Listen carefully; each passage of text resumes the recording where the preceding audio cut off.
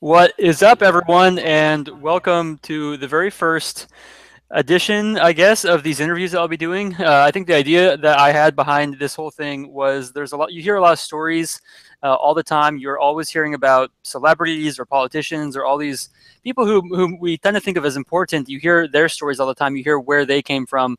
But this guy, Blessings, who's joining us today, he has an incredible story, and it's the type of story you don't normally get to hear. And I'm going to let him briefly introduce himself. Blessings, why don't you tell everyone quickly where you're from and how we know each other? All right, thank you so much. Great. I'm excited to be here today with you all. So my name is Blessings Chilambo, and I'm from Malawi, southeast of Africa. And I went to African Bible College, and that's where I met my friend Great Glaya, where I work with an organization called Live Love Malawi, and Great and I have partnered in doing a lot of projects there, and even the organizations that are actually great started homes where we built homes for the vulnerable, the widows, the women in Malawi. So, in a short way of explanation, like that's who I am. Yeah, so Blessings, we'll get into where you came from, but quickly, what are you doing now? Like, where are you now? What are you working on? I think that'd be a great way to start. Okay, all right. So now I'm in the United States of America doing my education.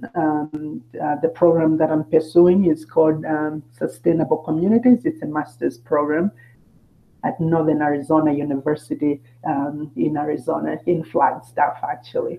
Right. That's great. So, okay, I love it, and I think that I'm just ready to kind of get into it. And there's a bunch of stuff I want to talk about. I want to go over your story, and then I know there's some interesting news that happened with your neighboring home country, Zimbabwe. So I think we might get into Yeah. that a little bit too. But Blessings, where were you born? Like, what were the conditions of the place that you were born in? What was that like? Um, yeah, so it's okay, we'll get to that. But I was born in a village called Kuyo, which is in the middle of nowhere. And what it means, I think, by village in Malawi language, it's an area, one that is far from the city. Secondly, it's also far from things, the basic services like hospitals, the How basic far away needs was the like closest hospital? it was about 3 hours away Yeah. from where I was born. And this area was surrounded by hills. This is what like really gets to me. It was surrounded by hills, and this village, like you couldn't see beyond these hills, and they thought like, wow, my life is just here. But there was no electricity. There was no running water. There was fancy like around those hills, like within those hills. So that was kind of the life surrounded by the jungle. Lions came out, elephants came out in the middle of the night, and you had to be warned like not to go outside. So yeah, that was my life. Like what tomorrow would bring, never really knew. I had my father. I have still my father and my mother, but they were really poor that they couldn't afford most of the stuff maybe that other people have. So yeah, that's kind of where I grew up, and that's where I was born. Did It's you in the northern know? part of Malawi. Yeah. So when you were in Actually. this rural area, did you know that you were poor? Like, did you have any idea, or it was like it was the only thing you knew? Like, you were just your neighbors were people just like you. So did you have any conception that you were a poor person, or what were your thoughts when you were a young kid? Like, how did you compare yourself to the rest of the world? Actually, I just felt like this was life. I just felt like Yeah. this was it because there was nothing really to compare with, apart from just the one neighbor that was kind of he owned an estate. We were living on a tobacco estate. Yeah, so that Mhm. means it was one boss with a lot of tenants, like 100 or 200 tenants, and we were one of them. And Mhm. that kind of felt normal. Like, oh, in life there's always like someone like who is bossing around everyone. Yeah. So it just felt normal because you wake up, you make mud toys, and you don't even care about what tomorrow is gonna bring. And yeah, that was just the life that we That was lived. just life. One person, CL Roberta, she's asking, what were the structures that you lived in? Like, what was your house like? When your house, did you live in a what did that look like? Did it have? I know you said no running water, no electricity, Yeah, but did you have yeah. drywall? What was that situation? It was made from clay. So they make like this box and you pound clay into and then kind of make them like bricks and put it together. But it didn't have like iron sheets or any fancy thing. It was It was like grass. hay on top, right? Yeah, so there was grass hay on top, and then you use the same clay to smear the floor. So when ants wanted to come out, they'll still pop out Yeah. and How big try was it? to. I would say it was. I can't really say the measurements, which yeah, never really mattered. But it wasn't as big. I don't know in square meters. I would say. Uh, like how would you describe the houses that we built in Malawi? Kind of Yeah, that. I would say that was about the size of like a normal bedroom in the United States. Yeah, yeah, yeah. Just like maybe a So dorm room in a college, something like that. yeah, so but it was still divided, into rooms. But yeah, Hmm. so yeah, anyway, yeah, that's how it was. Did you have a bunch of brothers and sisters? How many people were in that house? So my grandmother, then my dad, my mom, and my three brothers and two. So that would be three plus five, eight people. 8 people in that small house. And what was the where'd you guys sleep at night? Did you all have nice mattresses, or what was? No, no, on that. So they're like bamboo mats. They will make like bamboo mats, or we call them rings. But yeah, so just a mat, and then It yeah, almost looks like a bamboo mat. Like if you ever see, it's just like yeah, rolls out. It's like yeah, flat. It's like hard, but yeah, it's a yeah, it's a little yeah. bit of a So mat. yeah, that's what Hmm. would sleep on. And there's a funny story. My grandmother got a bed. I don't know how old I was, but then she went out and I tried to sleep on her bed. Yeah. Um, in the middle of the night, I found myself like under the bed because I wasn't just sleeping on the bed. I don't know how I fell, and I don't know how I was found under the bed. But yeah, That just happens. So, yeah. But the bed didn't have like any mattress. Like it was just the mhm. wooden thing. That yeah. And how did you guys provide for yourself? Like, what was how did you get money that you used to purchase food, or how did that work? Because there's 8 people that Um, need to be provided for in that one house. yeah, yeah. So it was kind of struggle in a way because we were on a tobacco farm. We were by the one that owned the tobacco farm. So he would give you like a loan. He would give you like corn and like fertilizer and all that, and you would produce the tobacco and sell it to him. And Hmm. it depended on if you had good rains or if you had a good season. If you had bad rains, that means you're not making any profit, which wouldn't really be much, but would get some money from the selling of the tobacco Hmm. to the boss. Yeah. Gotcha. And did you felt like there were some years where you were well provided for, and other years where it was really tight, like you were a little bit hungrier than Oh yeah, usual? yeah, yeah. I remember 2002 actually, and 2001. Actually, 2000, 2001, 2002. It was like the worst hit drought in Malawi, and we only had like one meal we could scramble, like all eight of us scramble for one plate of nsima, which is Hmm. made from corn, and we're like, but it was really hard, which is rare in Malawi. Like we had to eat what was from maize bran. Maize bran is like what you peel from the corn, and we could cook that, and that means that's the worst. Like, so there were years like, we could have some corn, but there were years where it was like, whatever comes in the plate, that's it. So Hmm.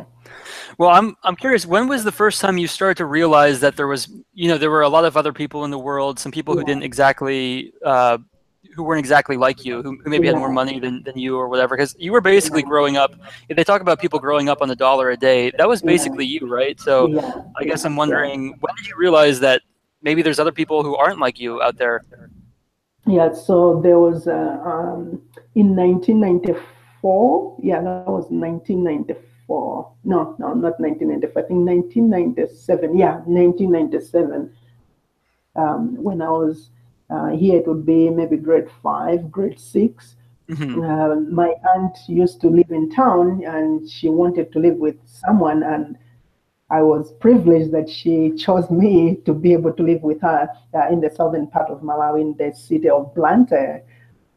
Uh, and that was my first time like traveling on the bus, like on a long ride, and Yeah. everything was just fascinating. I was like, so people live like this, Uh-huh. which, which was yeah, like So it was Blantyre a is a nearby city with like 1 or 2 million people in it, but that's like a very different experience than the village that you had grown up very in your whole life. yeah, yeah, very, very different. And that's kind of started opening up my mind like, oh, so there's another world. There's, Hmm. people also live differently. Yeah. Um, And what was it that your aunt was doing in the city? she was a teacher. Actually, she was a teacher and married to someone who was working in the government. They were like, oh, they talked to my mom and my dad, like, can we live with her? I mean, with him. Hmm. Like, it was a whole learning experience. I have I bet. stories and stories. You can just imagine someone coming from like in the middle of nowhere and then going into this big city. Yeah, what were Uh, some of the basic things you had to learn just to go from remote village to yeah, a city in Africa? What were some of those learning experiences? you would really laugh. It was like using the flash toilet, Yeah, because you in the village you just have like a hole in the ground. That's Yeah, your toilet. yeah, yep. I've used them. Like stand on the top of the toilet and not know, yeah, what Yeah. exactly to do. They had a stove, electric stove, and didn't know like where to touch and yeah, what Hmm. to do. Actually, they had a Yeah. bed. They had a bed with mattress, and I was feeling like I'm sinking in. You didn't like it at first, I bet. I thought you're probably used No, to the hard no, floor. no. Yeah, so yeah, it was just simple things. Even the food, like we're in the village, we're used to just eating vegetables that are plucked from the garden when the rains come. And now we're in town, they have like three dishes, and to me, I'm like, oh, we're really wasting food because I'm just used to having just a small portion. Hmm. Um, so yeah, it was a lot of change and a lot of things to deal with emotionally and psychologically as well. Well, yeah, that's all that's basically the thing I'm trying to get into is what was your brain, where was your brain at? Like, what were you thinking? Were you nervous? Did you miss your home? Or were you excited? Or was it a combination? I think it was a combination because people like it was one is like, oh, there's this huge different life that people are living, but at the same time it wasn't what I was used to. Hmm. And I remember in 1998, because I was staying with my, I stayed with my, I was, yeah, my uncle that I went to, my auntie died actually. So I was another uncle. And from there, like I could tell, like I really missed home and 1998 because I went there 97, 98. I was like, yeah, I want to go home. Like I miss that life because that's what I grew up in. Yeah. And yeah, so it was a mixed feeling. Like Hmm. I'm like, I don't know if I can handle this. So Okay. And what about that period in your time where you're a teenager, like you're starting to get interested in girls and yeah. you're becoming your own person, your own man. Where were you at in life at that point and what were some of your thoughts then? Um, so I think as when I moved out, when I came back to the village, actually, it was like, whoa, I'm back into that place again, and I to vision like I don't want to live in this like place anymore. Apparently, they just Yeah. can't because of like, yeah, this is just hard. And I had a slogan for myself. I said, I want to be somebody. Uh, Somebody, it was just like an Where did that come improved from? life. What Uh, what what put that in your head that you want to be somebody? Where'd that come from? I think going to Blantyre, like moving into the city and just seeing how other people were living, I was like, yeah, there has to be something. Like these people, I think did something, and I want to do something with my life as So well. you were Like help. inspired by these people that you saw in the city. Yeah, yeah. So like actually, yeah, I could write on every book, notebook in my primary school, elementary school, and say I want to be somebody. And Would you actually, just like write it over and over and over again? yeah. Really? And one thing I was like, I want to be a pilot, which has never Uh-huh. happened. I've been on the plane. Yeah. Yes. She's One another step story. closer. There's a big story there. Yeah, but I just said like, I want to be somebody, and I started working hard in school, which led me because in Malawi you have to be selected to go to a high school. So I had to work hard to do that, and which happened, and I got to high school, which really opened up. That was another journey for me, another step for me, like opened up another different world because that's where I started having the experience of meeting missionaries because this was a missionary school. So Yeah. yeah, So before we get to that, I'm curious what your educational experiences were like. Like what was it? How many kids were in the classroom? What were the teachers like? That kind of yeah, stuff. yeah. So wow, that was kind of the only school with a lot of villages around. I would say we had like eight to ten teachers, maybe against 1,000 or 1,500 kids. Yeah. Uh, so, and most of this was again way in the village, and most of the teachers they just yeah did what they could do, and yeah, you really had to work hard to make your way out. And I can remember maybe only 3 or 4 people have moved out of that village like through education, Yeah. but the rest of my age mates are still living that poor life and subsistence farming and still struggling in life. Yeah, so that's what I was going to ask you. Your classmates who didn't make it out, they're still in the village, Yeah, I guess, right? You're here in America yeah, working on your master's yeah, degree, but then yeah, most of the like 99% of the people who yeah. were alongside you, they're still there in those remote villages, right? Yeah. So even like going back home now, they feel like really distance from me. Like I'll try to be close to them, but like you can tell the difference. Like they look odd, yeah, because they work like each and every day. And by working, I mean everybody works, but this is like hard labor, Yeah. day and night, and they have like more kids than I do. But it's not like out of choice. It is because of the environment that they are in, and it's Yeah. really hard, and I feel like really sad just meeting them and just coming together. So Yeah, do you ever think about that? Like, do you ever think about how crazy it is that you're where you are today and then you yeah, all these other people there and like what if certain things hadn't happened, you'd still be there? Do yeah. you think about that? A lot actually, and I think maybe we'll jump into that. But I think because of that, that's what has made me actually to be where I am. That's what has driven my passion Yeah. because of where I grew up. When I went through college, one of the things I said and was committed to was like, how can I give back to my community? How can I uplift others? How can I get others to be where I am today? And actually, that's been my passion, and that's what I live for. That's me, and Hmm. that's why I'm even here studying the program that I'm studying, sustainable communities, because I want to bring this back home and be able to serve my people better. Yeah, it sounds like you're basically a part of there's two things that are driving you. On the one hand, there's this like fear almost of like where you came from. Like I can't, Yeah, this responsibility. Like I came from these conditions and I don't want to take that for granted. And on the other yeah, hand, you have this drive to be someone, to be like the guys from the city that you yeah, saw when you were really young. I think yeah. that that's so interesting. This is going to be a weird I don't know how to ask you this, but I Yeah. guess one of the things I'm wondering about is like what do you think it is about you? Why you? What was it about you that made you so driven to take control of your life circumstances and your situation? Yeah, yeah. Um, I think there are several aspects to it, and I want to give glory to God first. I think yeah, without him, I wouldn't be, I wouldn't be here. Like, I mean, I know I've played a part, but it's up to him, like, to pave the way and what he has in store for me. So I think that's the number one thing. And secondly, it's the family that I grew up in, because my dad kind of went to school, but then, like, yeah, went another way. And then my brothers and Yeah, feel sisters. free to talk about that more if you want. Okay, okay.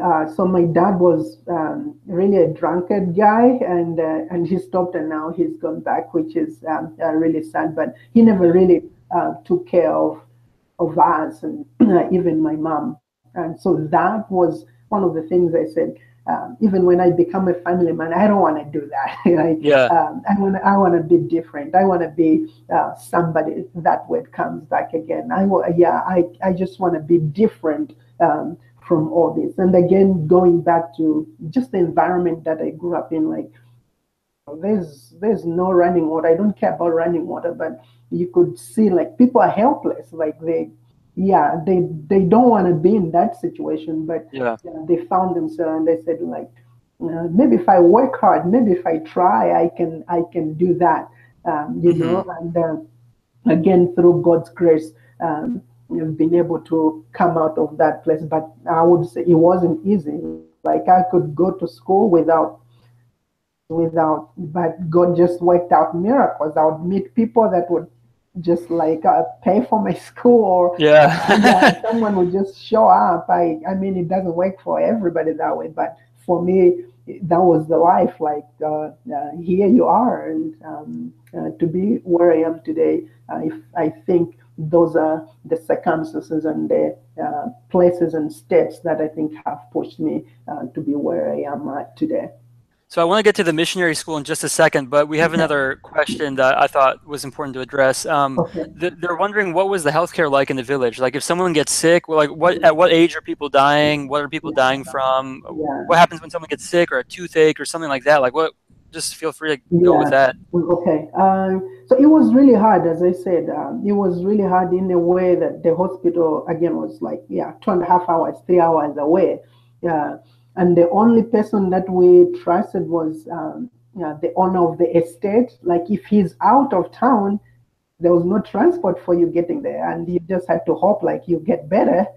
And if not, yeah, sorry to say that death was the next thing if you get sick. Yeah. And I remember, like, going through college and start working. My mom and my family was still in the village, and they called me one of the days. Like, my brother called me. He's like, "Oh, your mom is sick," and they say, "Oh, get her to the hospital." But all of us knew, like, this is gonna be 3 hours, and he had to ask people around, like, for another 5 hours, and she's like dying. Yeah. And for you to get from that place, it's like 3 hours to the next hospital. So, like, you could just survive by the grace of God. And kids will be, bit by mosquitoes, suffering from malaria, and you just hope for the best that they get better, or you get to the hospital before Yeah. I that. mean, you said that there were like 1,000 to 1,500 kids in the school that you attended. Did a lot of Yeah. those kids pass away while you were going to school? And I mean, again, I would just say, yeah, the grace of God. But yeah, there are people that I've known dearly and close that I know have passed away, not because they deserve to, but because there was no choice. Again, like, the health care was not there. They had, yeah, the situation they were in Yeah. And was it was just mostly yeah. malaria, right? That was like the Oh yeah, greatest cause of death. that's And I would guess AIDS, was AIDS an issue in the village you were in or yeah, not? yeah, no, which is really hard to tell, because in the villages, like, a lot of people don't go for testing, and Yeah. yeah, and there's a stigma associated with it. So a lot of people won't say. So yeah, and we know, like, it's there, and people are suffering, like, yeah, in silence. But those are the biggest issues in Africa, in Malawi: HIV/AIDS and malaria. Yeah. Well, okay, so let me ask you this. What was the let's go to the missionary school now. What was significant about that? I know that that was a big eye Yeah. opener for you. I think that was it. Yeah, it had a really big impact on me. One, that's where I made the profession to be born again, to be a Christian. That's Hmm. where I accepted my Jesus to be my life and savior. Secondly, I was into leadership. Yeah, like I was heading a Christian organization at the school, and then I was also a head boy. And the head boy is like the student, not advisor, but the student representative of the school. So that kicked my leadership skills right in Yeah. there. And thirdly, that's where I met some missionaries that really like helped me a lot, like to view the world differently in a way that I didn't really know. Like again, like there's America, there's UK. I mean, you learn it Hmm. in class, but then it's like, okay, maybe it exists or not. But meeting these people and making friendship with them was like an eye opener. And then fourthly, this is where um, my longing for college, which has been African Bible College in Malawi, came from, because there was a guy that came from there and he was our teacher. And the way he behaved and the character that he had, I was like, I want to be like that guy. Yeah. And I asked him, like, where did you go to school? And he said, African Bible College. I say, I want to go to that school. Yeah. So yeah, so this school really changed a lot about my life. Yeah. Were the missionaries, were they Americans? Were they Malawian or UK? They were most of them came from the like Britain, London, and then Yeah. a few of them came from the States. Okay. Gotcha. And what age were they? No, these were young people actually. I would say your age, my age, Yeah, I yeah, bet. because then we were pretty young. But yeah, Mhm. there were people that I was like, oh wow, okay. So we got some different people that come Yeah. from different worlds. So yeah, again, that was a very good eye opener for me. And I assume the classroom sizes were a little bit smaller, a little bit nicer school than the village you grew up in. Yeah, yeah, because this was again, it was under a church. It's called the Presbyterian Church, which that's why again we had those missionaries there. So Okay. again, there was electricity there, running water. So it was like another step from the village, from the elementary school to this school was like, oh wow, like people would complain about the food and everything. I'm like, I'm gonna eat whatever I find because You like the food there, yeah. yeah, like You were I used I to maybe never no food every once in a yeah while. yeah like I never had this like Hmm. Were you so one of the it's yeah. few boys who came from the village like that? Were most of them from the city? It was a mixture. They were, yeah, mostly that came from the city, but you would just tell by how people are clothing, like what things they brought, because it was a boarding school. So you tell Hmm. like, I would bring in, would say fried corn, like that just goes onto a pan and you fry it and yeah, take that. But the Yeah. people from town, they would bring in, cookies and juice and things Yeah, like all that. these Yeah. goodies, yeah. So I just had to be me and Hmm. yeah, wait for my future. So yeah. Okay, so you're at this school, you're at this missionary school, you meet this African Bible College representative, ABC, and you want to go there. So how did you go from wanting to go to African Bible College to, we know you went there, so what was that Yeah. transition? Again, it was a crazy transition to say because when this guy said, I was like, oh, I want to visit this place. So I went and visited the place and I just fell in love with it. Hmm. Um, so there was a time you have to write like entrance exams for you to get into the college. So I did that and they picked me. But the challenge was how because you had to pay because if you go to a government school you don't pay but this was kind of like a private missionary college. I said how am I going to do that but I just came with faith like Yeah, you just this showed is up, right? yeah, I just showed up. I was like whatever happens and they kicked me out of class for 2 weeks and I still like was still around the school. Hmm. um, And this guy was like, yeah, just come on in and you can do security. We'll offer you something to do. And that's how I began my school Hmm. there. I was just showed up and Yeah. out and But were you living in the dorms, or what was your living situation? at the college. Yeah. Yeah, I was living in the dorms, which at night I barely slept on my bed because I had to raise my tuition by doing security.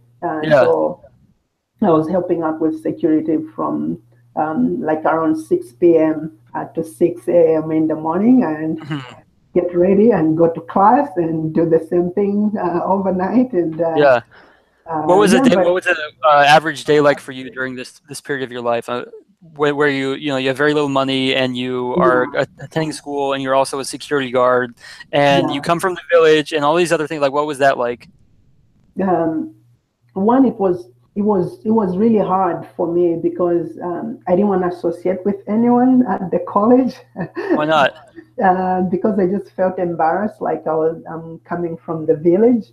Oh, but there's lots of other So people from the village, aren't there? Or not? Not like you. yeah, but I just felt like I it was just about me, you know. I'm like I don't Hmm. want to associate with them. Like they'll laugh at me or they'll do this or so Yeah. I would come back like in the morning, go to do security stuff from 6 to 6. I'll go eat breakfast, go to chapel, go in class, and if I find time, sleep, take a nap, and then go to the library and go back to security and again in the morning the same thing because that's how I had to end my tuition. So I had to work hard both in class and both in supporting myself to go through that education. But there was something that really struck me at this school was uh, it ignited again that passion for me because you had to go out into the villages and be able to interact with the community. So either by presenting the gospel to them or just by interacting, like making relationships with these people. And that's Hmm. where I was like, I think I'm at the right place because after this, I want to again give back to my community and Yeah. You felt doing like you were growing. yeah, yeah. And I really, there was one professor that I met, and I said, I want to go back to my village and just, teach about leadership in this village, and which happened like it has never happened again. We were able to bring churches, local churches together, like maybe about 10 local churches together on a Sunday, which they would usually be in their own churches. And we were able to spend that weekend doing leadership training and being able Hmm. to gather all the villages together and just worshiping together. So I just felt like, oh, I'm really at the right place because I actually inspired other students to join me to go and do this work, which was really great and fulfilling. Now, as you know, there's an issue in Africa that people call the brain drain, where the smartest, most intelligent people tend to leave Africa and never come back because maybe Yeah, their relatives want money from them or something, something along those lines. And it's somewhat understandable, right? Like you've yeah, worked hard, you want to have a nicer life, and you don't want to yeah. be dragged down by other people. I kind of get that perspective, but you're different. You want to go back. You want to go help people. Why is that? Why are you like that? I mean, Uh, you live in America right now. You have a nice, comfortable bed. You're in this beautiful library in Arizona. You're yeah, using Wi-Fi. Like we couldn't do this if you were in Africa. So yeah. what is it? Why do you want to go back? Again, it goes back to my background where I grew up, and I think it's just been instilled in me because I remember coming here in the States 2011, and I wasn't married. I think that was the greatest opportunity for me to stay and not go back. But my heart was like, you got people back home, and I knew I cannot be as effective in the States, in America, than I can be back in my community. Um, Hmm. and I'll just kind of point out a few things, and I don't mean they're bad, but that's not our culture. That's not how we live. Because when I came It's to okay if they are bad. We're open to criticizing America okay, on so this when I channel. came here, I was so mm, yeah, it was really strange, like to see a neighbor and they say like, I don't know my neighbor. I don't know. Yeah. these people, like kids couldn't play with each other, like neighbor. I'm like, that's really strange because in Africa, like, It's very different, yeah, huh? yeah, you just let your kids go, like, they'll come back, they'll come back. There's that fear, there's a sense of community, and that I missed. And I said that that's how I effectively, like, affect my people, or to do what we do now. Yeah. So yeah, I feel like I was born in Malawi for a reason, and Hmm. I think that reason is to serve other people, not to be superior, but my heart rejoices when I see other people being inspired by me, being helped by me, being pushed to go forward in life by me. And I have so many examples. I have so many lives that I have touched at this age, which to me, again, it goes back to say, God, what can I give back to my community? And I know I can do that better in Malawi. And that's why when this program was introduced to me, I said, like, yeah, I'll go for it, but I'm going to come back, because that's the Yeah. question everybody asked me, like, are you going back to Malawi? And I said, yes. They're like, you're strange. Yeah, you are strange in one way, if that's one way to think about it. Yeah. Yeah. Well, I'm very impressed with you. I want to tell everyone who's watching that one of the when I went to Malawi back in 2013, I was there for 3 years, and the last year you left me and you started your education. The last year I was there, so we were only there in the same place for 2 years. But one of the things was you were the director of Live Love over in Malawi. You were the director of this organization that would go into a village and teach kids. You would help the elderly. You would take care of orphans, Yeah. and you did all this amazing stuff. And the thing that I love about it is there was kind of almost like a, I don't know, a hierarchy or something where Yeah. there was blessings. You were the director up top, but you had all these volunteers, all these students who from African Bible College, and they would learn from you and learn how to take care of people from you, and then they would Yeah. go and share their skills with the people in the villages. And that village, Malika village, and some of the other nearby ones, they've been completely transformed because of the work that you did there. So yeah, so for everyone watching, Blessings is really spent several years of his life just really investing in a handful of villages over in Yeah. Malawi. And it's an incredible thing that you've done. And I'd love for you to talk about some of the things you did with those villages and why Yeah. you chose to help them, and some of the transformation you've seen, because they're like night and day from when you first showed up to till today. So yeah, I'd love to hear about that. Okay. So firstly, again, going back to African Bible College and them introducing us into going into the communities.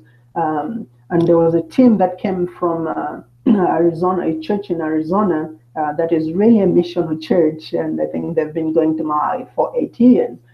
And so they are like, oh, we are going to this village. And we were part and parcel of their team that year, I think 2008, 2009. And when I went into this village, I said, this is where I belong, and this Hmm. is what I want to do. And there were several things that made me think about that. One was when I looked at the kids without shoes, when I looked at the kids with bare backs, sorry for me to say that, but Yeah. like torn clothes. And I looked at these drunkards that were around that village. One, the kids reminded me of me when I was young. The drunkards reminded me of my dad. Yeah. Um, and I said, I think this is my home and this is where I belong. And one of the very things that we did, at first we just go into this village and um, feel like, we know everything, like we can do everything. But over time, I realized, like, you have to work with the local people. You have to work with the people in this village. So I brought the leaders together and say, what do you want? Like, what do you want to do? Like, let's eat together, let's celebrate together, let's cry together, and let's do Yeah. life together. And they really loved that idea. They're like, where were you all this time? I'm like, I don't know. But that began the transformation, because um, people love to be recognized that they are people, whether they are poor, whether they are rich. They want to know you care. They want to know you love them. They want to know you trust them. They want to trust you, and they want to know if you're not just taking advantage of them. And that's what we did, because by then I wasn't married. And in Malawi, if you're not really married and you're like in the council of the married chiefs and leaders, your ideas don't really matter. Yeah. They're like, you don't have experience. You know nothing. But this was like so um, so different. Like these people loved me because we did life together with them. When there was a wedding in their community, I would go. When there was a funeral in their community, which they have a really weird tradition, which we can talk about later. But I took these guys with me and went to this where Christians would not go, would say, Yeah. we'll be there. And that was really important for them because they said, you care for us, like you are part of us, you're one of us. Hmm. And it took us several years before we even like did any building in these villages, because we wanted to build relationships. And by building those relationships, it has helped to be where we are now, because now we got buildings, we are doing a Yeah. lot of stuff You there. built a lot of trust uh, with them. yeah, Yeah, but I was so impressed with that, and yeah, I um, I think I would love to hear. I know that when you first went to the village, there were yeah, certain, at least certain parts of it that were basically yeah, based in witchcraft, and you mentioned the yeah, funeral thing. yeah, Well, I yeah, mean, that's completely a foreign concept to people here in yeah. America. So Okay. what was that like? So one day, so I go. Okay, this is what I'm even writing about my thesis here in this about improving girls' education in Malawi. So I see these three girls on the shoulders of these women in this village, and I'm like, what's that? And apparently, they undergo what's called initiation ceremonies, and by initiation ceremonies.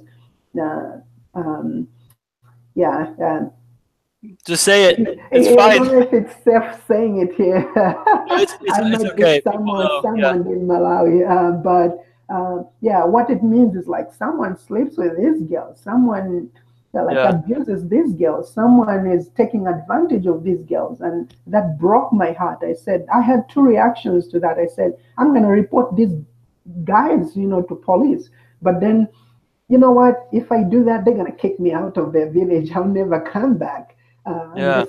the second part was like, why don't you do life with them? Learn their culture, learn what they do, learn their behavior, because that's how you're gonna change one person to another. And that's what has happened by building trust with these people. We have seen, you asked about sharing like what transformation has happened in these people's lives. They are our friends now. They are our family. Like characters have changed. We see boys. There was no one educated in this village. Now we have actually three of our students that we have sponsored that are graduating from African Bible College. We have kids that are in secondary school, in high school, which there was none. There was none. Yeah. We see these chiefs that are now talking about God, and it wasn't in their mouth at all. We Hmm. see this village that has come together, marriages being strengthened. We have a sewing program. Women are getting skills. Actually, just today I got pictures. We are doing an agriculture project, which is drip irrigation using solar power, which is going to feed the village, which is going to create employment, which is going to, save or reduce malnutrition for the kids. Started water sanitation and hygiene programs in this village. Yeah. We've brought in wells. Actually, Great has been one of the greatest partner in this journey. People that were drinking out of like dirty water, but now they're able to drink clean water.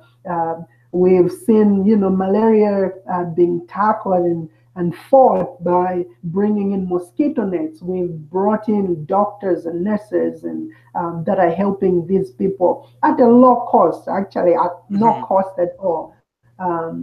So there's a lot of transformation, health-wise, economically, and in the behavior and the character of the people. So a lot, but yeah, to us, to me.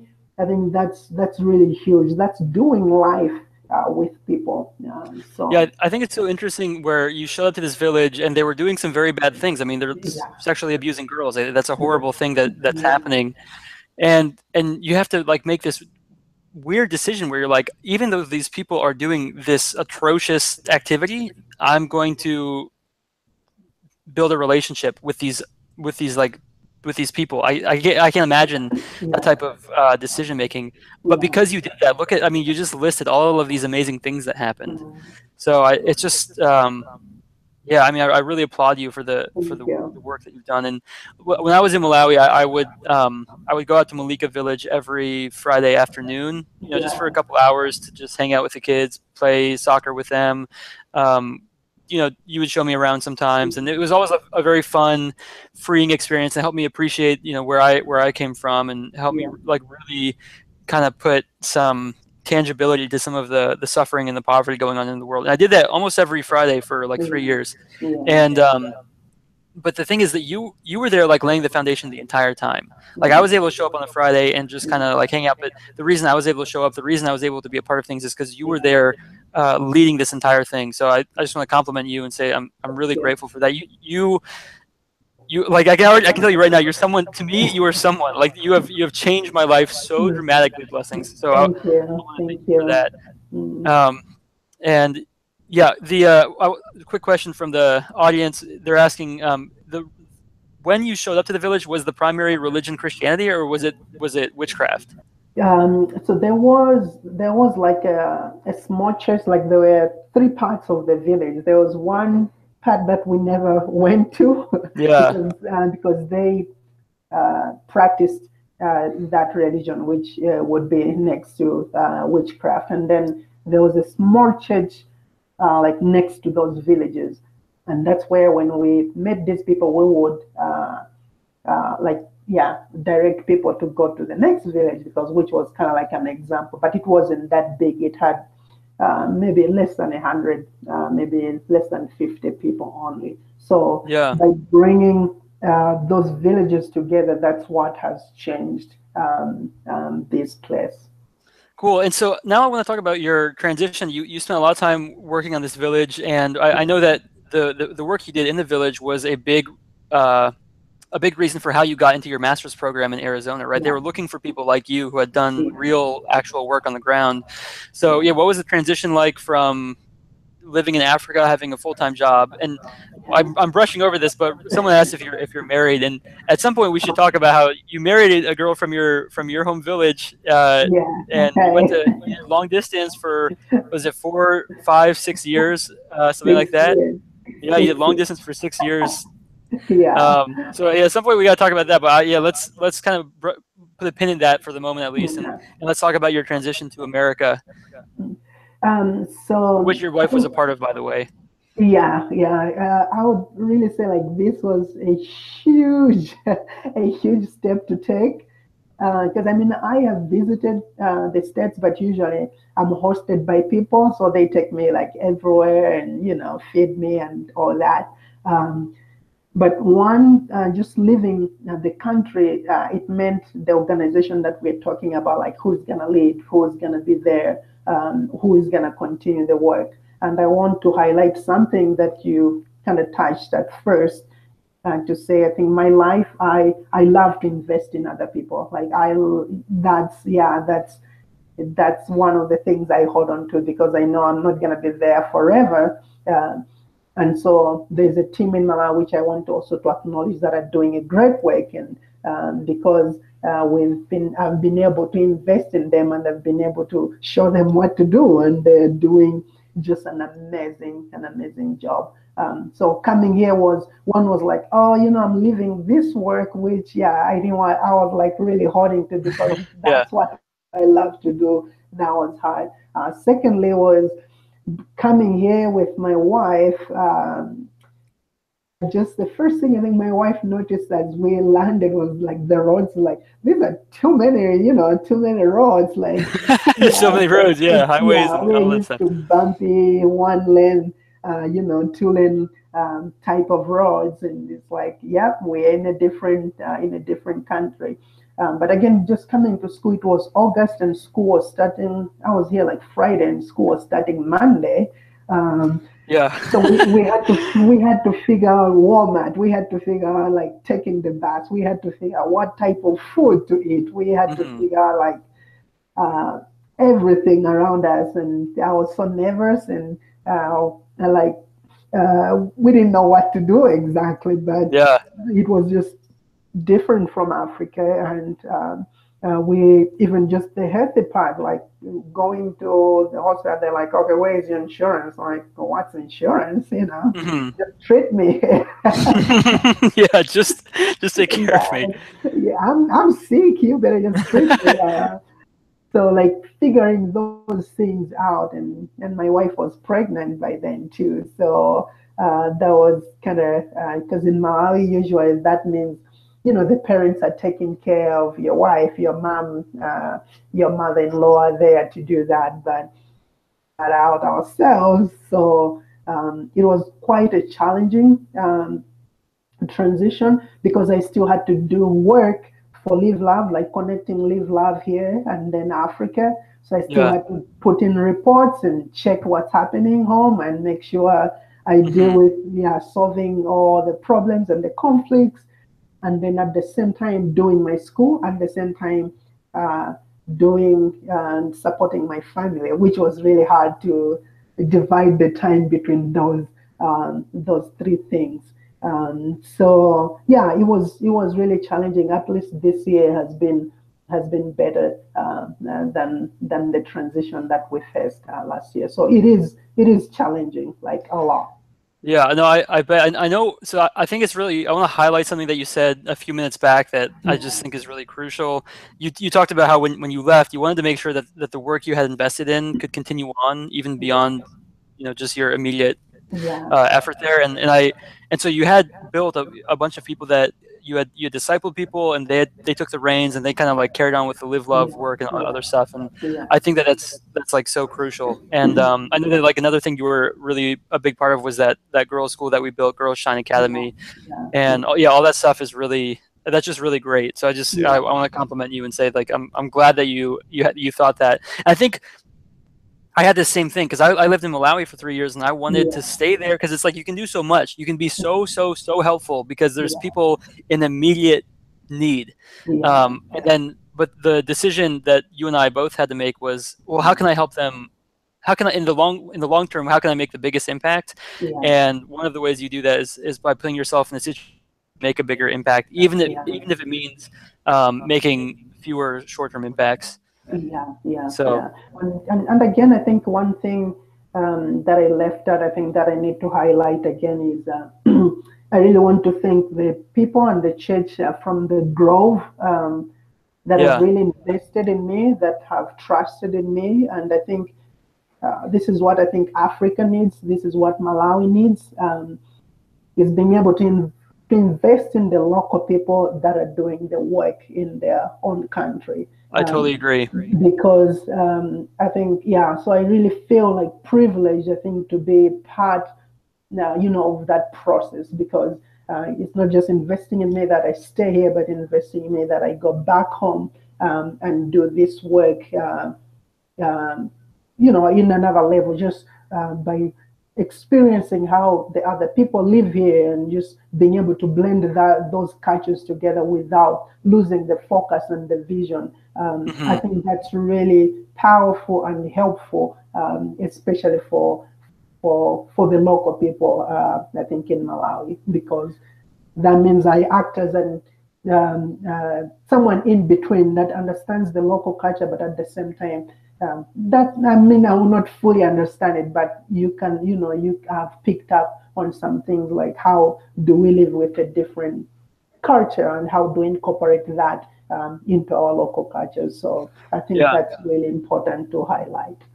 Now I know one of the things that you did a lot while you were in Malawi was Yeah, you hosted a lot of short-term mission teams, and one of yeah. our viewers, Nick, he just asked what what do you think of short-term mission teams? What's your opinion on them?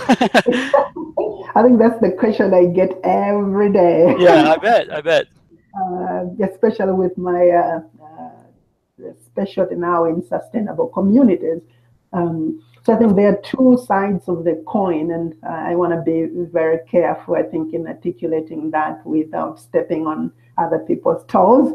And the thing is, I think there've been a lot of history where, missionaries will just go and do stuff and leave, um, which at the end of the time, there's nothing really to sustain that thing. And it just leaves with the missionaries feeling like, oh, we've done great. Like we went to Malawi, we did this. But then how that is sustained, like there are no means and words and structure of how that carries on. And I think that was kind of our struggle as well. I think with with Live Love, and we had to brush heads and figure out like what works. And I know the other reason, that's why I'm saying there are like two sides to the coin here. And I think I should start highlighting that first. One is, I think there's been a history where, missionaries, and then that money disappears. We got to acknowledge that. And I Yeah. think they want to go and see where their money is going. And they think, that's great. Because you got to, I've seen here again another positive side of coming here. Like people don't just sleep here, they work day and night. They work three Hmm. jobs, Oh, they're so four busy. jobs. Yeah, they're so busy, but they take their part of their money and give it, and they think it's worth it for them to go and see that work that they're doing. But another negative, I think, the negative side is that just being able to come and do stuff and then leave. I think the best way, I think, to do this is partnering by the local people, or local organizations that are trustworthy. Again, Yeah. I think that's a really crucial point again to make.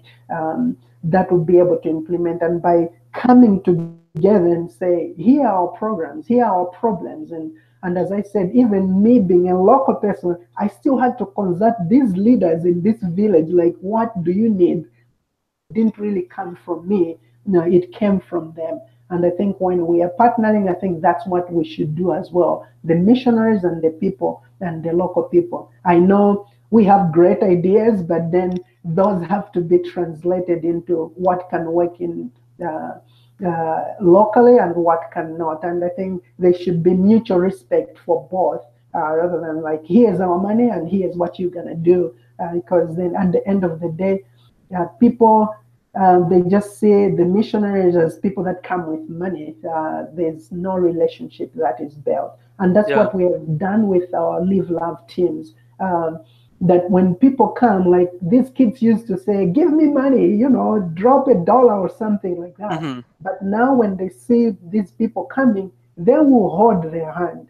They'll say, if they come the next year, and they'll say, where is my friend that came last year?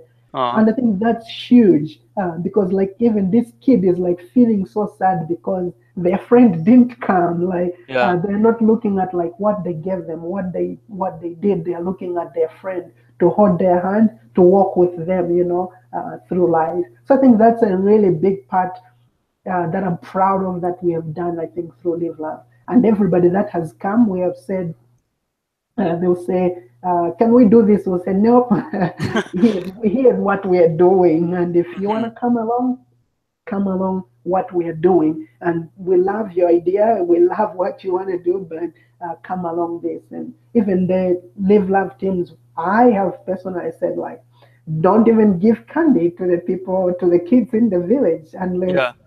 I tell you to do so.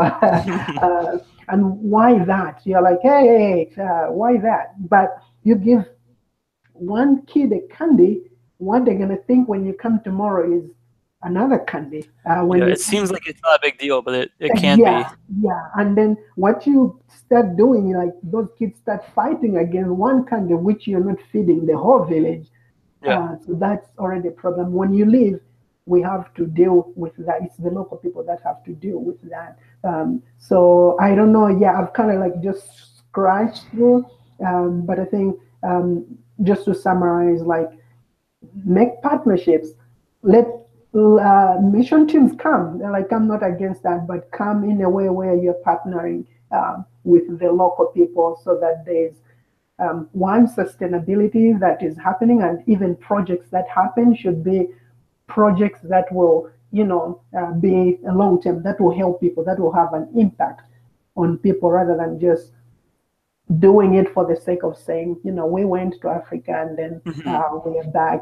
And I know you don't always have to do that, especially if you're a Christian, like sometimes it's just for that person's perspective or view of the world, how it changes and how it impacts them. Yeah, that's But I kind of think, where I tend to go to a lot when people ask me that question about yeah, short-term mission trips, is yeah, because I make all of these videos. I've made so many yeah, videos trying to get people to understand this is what yeah, people live like. Like, look, there's really bad poverty in the world, and yeah, we in America have it really good, or we in the first world have it really yeah, good. I make so many videos, and it's still really hard to get these points across. And but I think the one of the benefits, there's downside, there's pluses and negatives to anything, but one of the yeah, benefits of a short-term mission team is that you give people the opportunity to see poverty yeah, face to face, right? It's right there in front of you, and it becomes a lot more real once you're able to be exposed to it in that way. And so yeah, yeah, that's one of the pluses. But yeah, I mean, it's ultimately the end goal is that people somehow get more involved in a impactful, long yeah, lasting, yeah. relationship oriented way. I mean, that would be the actual goal. Yeah. So Yeah, and great. Allow me to also say, I think this is, one of your key points as well, and even my boss really believes in that. Um, I envy a lot of big organizations in Malawi. I don't want to mention names here, but they mhm. get a lot of funding, they get a lot of money. But when you look at things they have done on the ground, it's It's like pathetic. It makes me mad. yeah, it's really crazy. You come, we are really small, but I am, yeah, you're calling me the director, which, yeah, I even kind of scratch that, because I am with the people in the village. And when those Yeah, you're organizations, not sitting in an office with no, with like a bunch of people under you. You are going into the yeah, village all the yeah, time, multiple yeah. times a week. I'm not spending my time, planning and structuring like in a hotel. Yeah, I want that money to go to the people that I need. I want that money to help the person that is really doing that really needs that money, that help. And so I think it's really, yeah, we just have to highlight that. Like, I'm not condemning them, I'm not, like, yeah, trashing them, but again, I think that's one thing that I think we can think of making a great impact, I think, into these communities. yeah. And I do hope we see progress. Okay, I want to wrap up soon because we've been doing this for about an hour, and I feel like we could go Oh, for one or two wow. more hours. But I want to ask a couple quick questions. I think Okay. CL Roberta, she asked, do you think that if people given the opportunity, like people from the village, if they're given the opportunity for higher education, do you think that Yeah. they want to leave and get that, or is that not really their thing? I would say they do, because I think, and that's one thing I'm really, like, struggling now as I write my thesis paper is, uh, like, are we forcing them to get educated? Like, do they even want to? But I would say 90% of them want, but they don't have that chance and opportunity. I I would actually, totally agree with you. That's I like just completely what I received, saw when I was over there is like yeah, people actually like here in the States, you see like these little kids who are like, I don't want to go to school. I want it to snow. yeah, I don't want to do yeah, homework, all this stuff. People like yeah, these kids in Africa, they like want it. They like want education. They know that yeah, it's like this ticket, just like yeah, you know, yeah, yeah. the results of Actually, education today are you are I, right re- now. I received a text of, like, this awesome girl, and she's like, I think this might be my last semester, like, attending school, because I can't afford anything. Like, help me, like, Yeah. because they know that I've connected a lot of people and students, and they're like, can you please help me? Otherwise, this my future is done. Like, this is my last semester. And I'm like, I don't know how I can help you, but I'll try. But that's one example, just to say, like, they long for, because again, education is what has brought me here. It's education that took me out of that village and given me a voice to be able to stand for other people right now. Yeah. Well, okay, blessings. I want to wrap up real quick. You made a Facebook post earlier today about your Malawian neighbor Zimbabwe, and there maybe not everyone knows the situation. So why don't you quickly Yeah. summarize it and tell everyone your feelings about it? Because I'd be interested to hear that as well. It's really been crazy because I think we've been comparing that. I think if you see on a lot of Malawian Facebook posts, it's about Mugabe, like Robert Mugabe, but I think the same thing is kind of what's happening in Malawi. One is the economic situation that he created.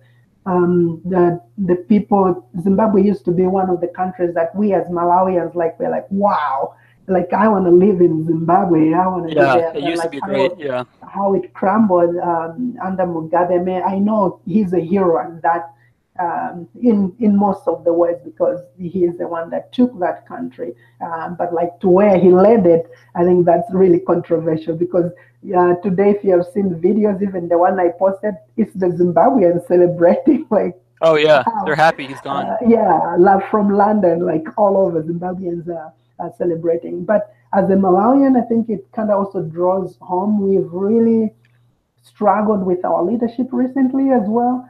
Like now we have like 24 hours, 48 hours without electricity, like blackouts. Like Yeah, there's been a lot of corruption. There's a lot that is happening in the leadership, like it's crumbling. And so that's why I think a lot of Malawians are like, well, it better not happen to Malawi because that's what has been happening. But the people of Zimbabwe are excited for a change of leadership, and it's yeah, we're not really sad because he's been there like 37 years, and for Malawi we had a president that was there for 30 years. So I think yeah. it's high time for them to have new blood and a change. I think for their country, I think it's going to be good for Zimbabwe. Gotcha. Well, maybe, Blessings, this was fun, and maybe we could do this another time. We'll pick a topic and Okay. we'll kind of go through because there were about 7 different times where I was like, we could talk about this one thing for a whole Yeah, hour. So yeah, maybe yeah. we'll do something like this again. This was Okay, really fun. okay, all right. And people who are watching, leave a comment if you'd be interested in that. But before we go, I want to give you the opportunity you have this mostly American or first world audience who are Yeah. listening to this video and watching this video.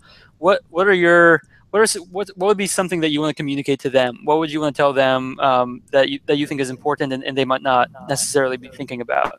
Okay. I think I want to point out something. I think this is a really great platform. I think which has really, I think, affected Malawians and even me and Africa. I think is where books have come, like when Helping Hurts or Helping Hands Yeah, talk with charity and a lot of people I think have backed away. I think from helping or from giving.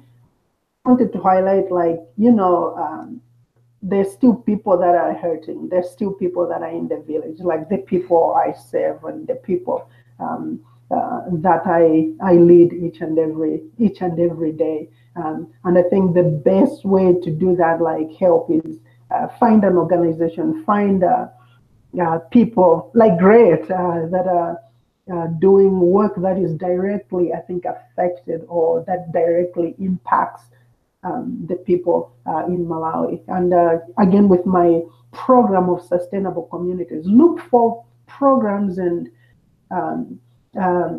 projects that are sustainable, that will live forever, that the local people can take. And but I think yeah, just find the right people, the right ways, and right. I think as human beings, we're created for each other. I think that's how we survive, and that's how we carry each other. I think to the end. So I just wanted to communicate that. But otherwise, I'm really grateful for this opportunity to be able to just interact with the bigger audience here. gotcha. Well, yeah, people are already asking to have you come back, and this whole time I haven't been telling you, but there's a bunch of people who have been complimenting you in the live comments that we've had going Oh, on, saying that thank you're you, a very everyone. wise man, and they're just so inspired by your work ethic and all of that stuff. So, thank you very much for coming on. And I want to that what you ended that last point that you ended on. Yeah, I am yeah, I feel strongly about that as well. There are a lot of bad ways to help. I Yeah. talk about the Red Cross or whatever, but there's so many good ways to help too. There's so many ways you can make a direct impact in people's lives, and the truth is, like, they desperately need it. I mean, Yeah. it doesn't feel like it because we're all sitting in these, like, we're watching a YouTube video and we're sitting in our air conditioned rooms and we're going to drive our cars later on tonight or whatever. But there are people who are suffering greatly, billions of these people, and there's things we can do about it. So yeah, blessings. I'm glad you ended on that, and thank you very much for your time. And we'll do this again because this was All really really fun, and I hope people got a lot out of it. So thank you very right. much, man. I'll talk to you soon. Thank you so much. Talk to you soon. Bye bye. Bye.